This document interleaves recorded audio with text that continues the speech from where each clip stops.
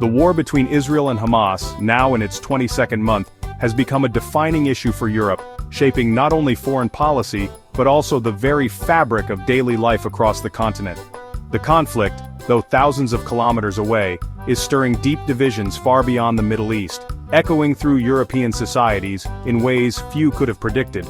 The war is not just a matter for diplomats or politicians, it's a heated debate in homes, universities, and on the streets of cities like Paris, London, and Berlin. Families gather around dinner tables, friends argue in cafes, and students organize passionate debates on campuses, all wrestling with the moral and political questions the conflict raises. Europe's response is fractured. There is no single view, only a patchwork of competing narratives shaped by history, identity, and politics. Newspapers run contrasting headlines and social media is awash with clashing opinions, reflecting the continent's diversity and its unresolved past. Protests, media coverage, and public discourse reveal a continent struggling to reconcile its values with the realities of war. The images of demonstrations and the constant news updates have made the conflict impossible to ignore, forcing Europeans to confront uncomfortable truths. Recent diplomatic moves, like the July 2025 joint statement condemning Israel's actions in Gaza, have exposed rifts within the EU, with key powers like Germany refusing to sign. These disagreements highlight the challenge of forging a unified European stance when national interests and historical alliances pull in different directions.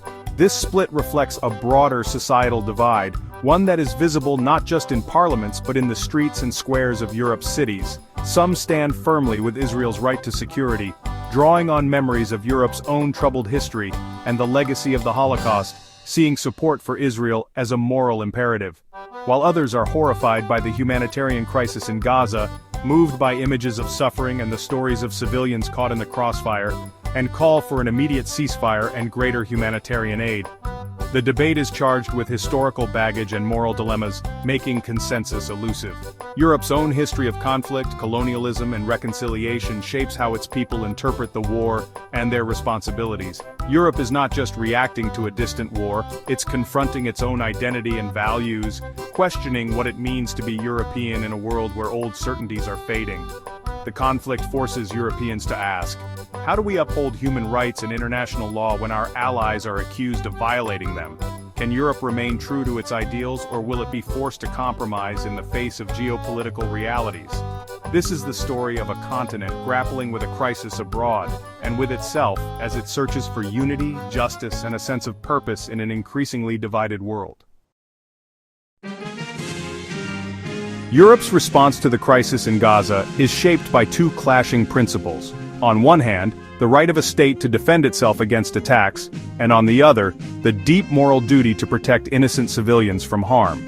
These principles are not just abstract ideas.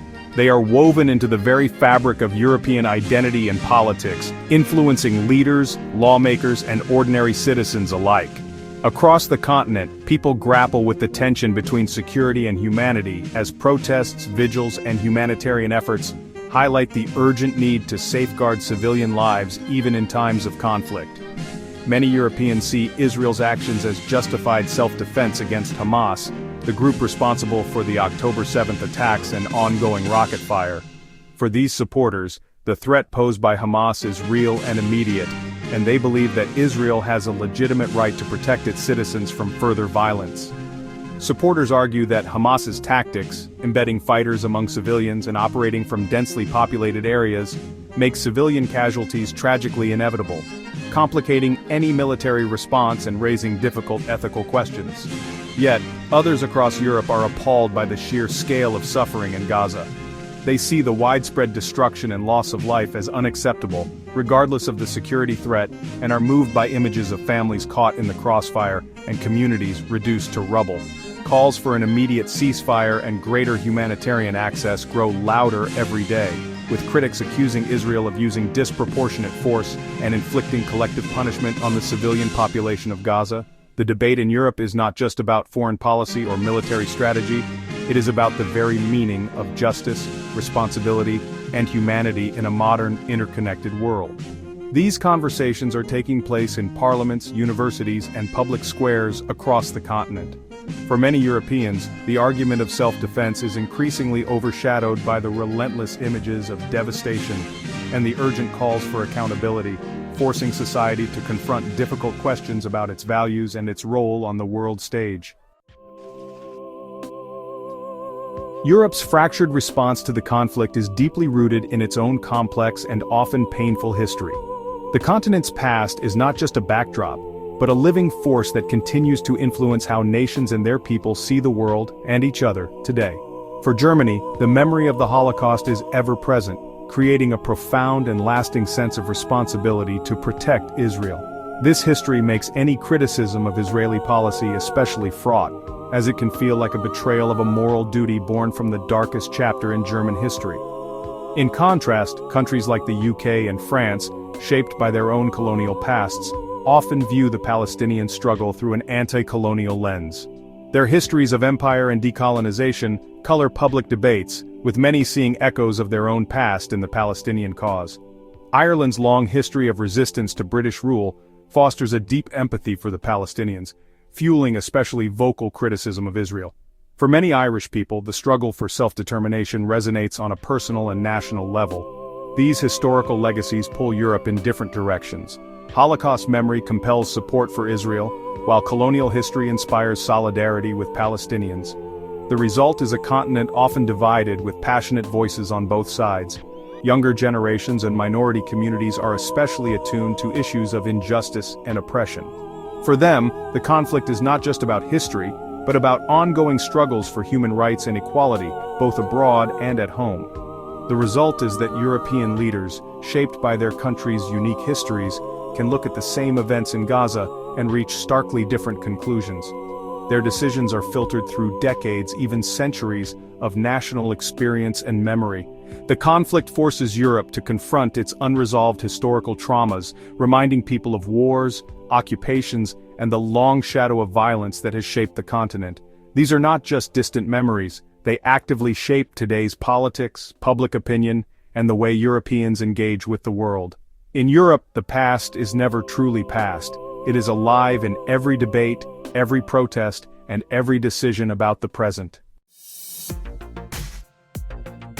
Nowhere is the debate more charged than in Germany, where support for Israel is a core part of national identity after the Holocaust. German leaders have consistently backed Israel's right to self-defense, even as public criticism of Israeli actions in Gaza grows. Berlin's refusal to sign the July 2025 condemnation of Israel set it apart from many EU partners. Pro-Palestinian protests in German cities highlight a growing divide between government policy and public sentiment.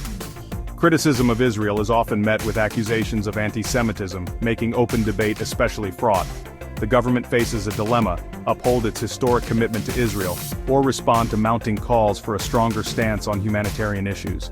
Germany's struggle encapsulates Europe's broader moral and political dilemma. France is a microcosm of Europe's divisions, home to both the continent's largest Jewish and Muslim communities. The war in Gaza has intensified existing social and political fractures, with each community feeling personally connected to the conflict. President Macron's government tries to balance support for Israel's security with criticism of civilian casualties, but often pleases no one. Pro-Palestinian and pro-Israel rallies fill the streets, while anti-Semitic incidents and public disorder rise. The media is polarized, deepening echo chambers and mistrust. Political parties exploit the conflict for their own agendas, turning foreign policy into a tool for domestic battles. For France, Gaza is not just a distant war. It's an internal crisis testing the nation's unity. The conflict exposes the limits of France's republican ideals in a diverse, divided society. Ireland stands out as one of Israel's most vocal critics in Europe, shaped by its own history of struggle for independence. The Irish public and political establishment view the conflict through a post-colonial lens, identifying with the Palestinian cause. Ireland's recognition of Palestine in 2024 and efforts to ban imports from Israeli settlements set it apart from major EU powers. The diplomatic rift with Israel, including the closure of Israel's embassy in Dublin, underscores the depth of disagreement. Critics accuse Ireland of singling out Israel, but public support for the Palestinian cause remains strong across the political spectrum. Ireland acts as the EU's conscience, pushing for stronger action on civilian protection and international law. Its stance highlights the deep divisions within the Union. The UK's approach to the conflict reflects its complex history and diverse society. British governments have tried to balance support for Israel's security with calls for a Palestinian state and concern for Gaza's civilians. The legacy of the Balfour Declaration and the mandate for Palestine still shapes British policy. Public opinion is deeply polarized, with massive pro-Palestinian marches and rising fears among the Jewish community. The UK joined the July 2025 condemnation of Israel's actions, but stopped short of recognizing Palestine or imposing sanctions. Britain's position mirrors Europe's struggle caught between history, alliances, humanitarian values, and a divided public. The conflict tests the UK's ability to find common ground at home and abroad. Across Europe, a gap has opened between government policy and public sentiment on Gaza. Leaders are constrained by alliances and history, while the public is driven by moral outrage and images of suffering. The July 2025 joint statement was a response to public pressure, but Germany's refusal to sign shows the limits of popular influence. In France and the UK, protests demand concrete action, not just words, while others quietly support their government's cautious approach. This divergence creates a crisis of trust, with many feeling their leaders are on the wrong side of history. Public opinion is itself divided, with strong voices on both sides. European leaders must navigate between passionate protesters, anxious citizens, and diplomatic realities. The conflict deepens divisions at home, even as it rages abroad. As of July 2025, Europe remains deeply divided over Israel and Gaza. Each nation's stance is shaped by history, values, and the passions of its people. The war has exposed fault lines within the EU and within societies themselves. The challenge is to prevent these divisions from becoming permanent ruptures. Europe must find leaders who can speak with moral clarity and foster honest public debate. The hope is for a future where the rights and security of both Israelis and Palestinians are seen as linked, not opposed. Even amid despair, the search for peace and justice continues. Europe's task is to be a voice for peace, a champion of law, and a bridge to a better future.